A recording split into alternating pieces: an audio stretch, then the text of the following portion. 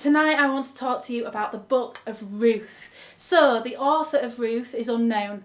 Many scholars suggest that whoever the anonymous writer is was incredibly influential and potentially linked with the palace in Israel. The purpose of the book is also seemingly a mystery until we start to look closer at what unfolds in the story, as well as how the narrative ends. What's really apparent as you read these 4 chapters is that the book of Ruth is more than just a tale of events surrounding one family. It is, however, a beautiful story that illustrates how God's divine plan and redemption for the world takes shape when just a few people are loyal and follow him. So, I'm going to crack straight on and I'm going to go into the main events of the story. Our story of Ruth begins after the harrowing times of Judges that we heard about last week, when an ordinary family of 6, Naomi, her husband, their 2 sons and their 2 daughter-in-laws, move from Israel to Moab. Very suddenly, however, our story turns into tragedy and death when Naomi's husband, the family father, dies along with her 2 sons. So Naomi is just left with her 2 daughter-in-laws, Orpah and Ruth, in a foreign land. Naomi begs them to leave for their own sake. There's nothing for them there in Moab. And Orpah listens to her advice. But Ruth stays so that she can be committed to Naomi. I'm sure many of us have heard this famous verse from Ruth. And it says, "Where you go, I will go. And where you stay, I will stay. Your people will be my people. And your God, my God. Where you die, I will be buried there also." With nothing left for either of them in Moab, Ruth and Naomi travel back to where they came from, back to Israel. And at this point, Naomi, the family mum, wonders what the future of her family is going to look like, with no father and no sons in the family. In these days, families needed a male to be what is known as the saviour of the family, someone to look after the land and obviously to continue the family bloodline.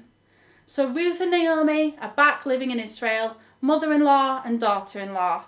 One day, when out looking for food, Ruth, the daughter-in-law, comes across a very handsome-looking chap called Boaz. Boaz is described in this book as a man with noble character. I'd have loved to have met him. He sounds like a great guy. Ruth knows that Boaz is related to her father, so she wants to marry him. So she quickly decides to stop wearing her grieving clothes and to lose the sweatpants for something more attractive to make herself look available for marriage. She then makes it really clear to Boaz her intentions, asking him to be the head of her family and to marry her. In the meantime, Boaz goes and does some digging for himself on Ruth. And after hearing of her commitment to Naomi, her mother-in-law, Boaz decides that he will show the same loyalty to Ruth to ensure that their family continues to thrive. Ruth is shocked as she's not from Israel. Again, these are very different days, and marrying someone from a different race or heritage is highly rare.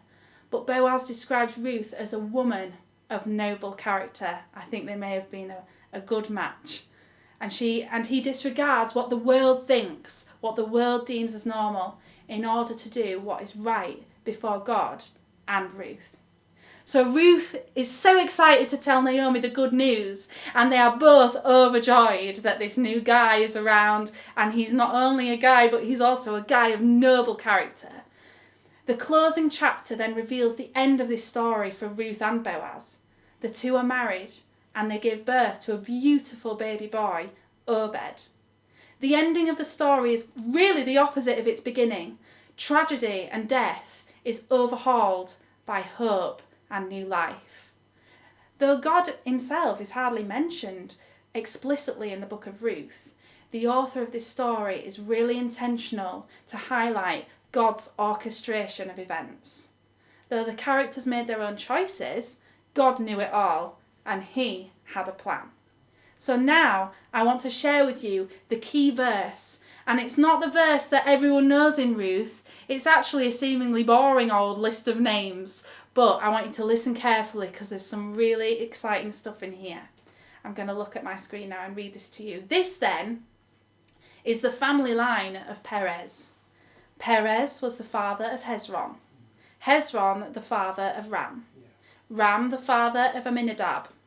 Amminadab the father of Nahshon. Nahshon, the father of Salmon. Salmon, the father of Boaz. Boaz, the father of Obed.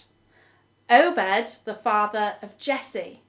And Jesse, the father of David. So Obed soon becomes the grandfather of David, who we know later goes to continue his bloodline until a very special baby is born in Bethlehem hundreds of years later. While this book on the surface seems mundane and a story of everyday life, it's so much more. This beautiful story encapsulates how God interweaves his divine plan through the actions of seemingly ordinary people. Ruth and Boaz were a good match. They were both noble characters. They were good people who were loyal and committed. Their family would soon become part of the genealogy of Jesus Christ. And that is proof that if we choose, this is the now what, if we choose to be true followers of God and to be true people with noble character, we can too be part of God's amazing story for this world. So you might think tonight that your life isn't very exciting.